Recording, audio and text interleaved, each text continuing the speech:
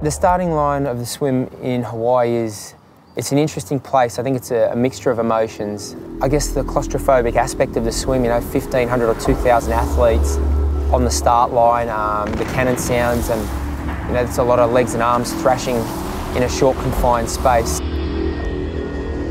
You don't want to hang around too much at the swim start when the gun goes off. It's really a 1 or 2 minute flat out sprint. Your training needs to reflect that, your training needs to reflect that aspect of the race. The swim leg in the triathlon is 3.8k. Craig has to be able to manage the pace of the race and swim it, not to fatigue himself in the race. In a heavy volume phase of swimming, I might clock 25 to 30 kilometres, which will typically be 5 to 6 sessions. This session tonight is, say, 6.2k.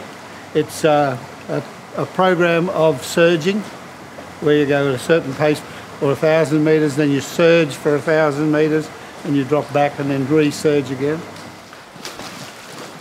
12.8, that's better. Don't ease off as you come into the wall.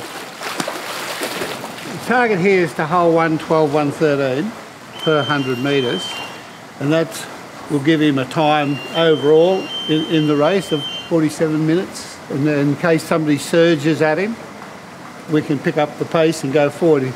Brian's great at just analysing your technique and pinpointing little things that need to be worked on. And when your hand goes into the water, you don't want to catch much air, you want to catch water.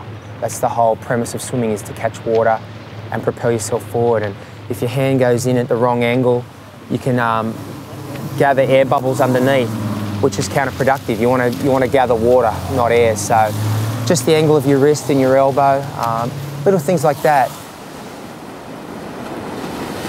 I think it's an often overlooked skill. Everyone does the swimming training, but I think it pays to survey the scene and just get a feel for the prevailing conditions of the day. Getting in and out of the water, wading in and out, which is a skill that we use in races, and also navigation, which you need in open water. Craig is a very good trainer. He's dedicated to what he's doing. He's enthusiastic about his training. In my training book, I keep a record of all his training, write down his times and things like that. And he's training faster this year than he was last year, which was faster than the year before.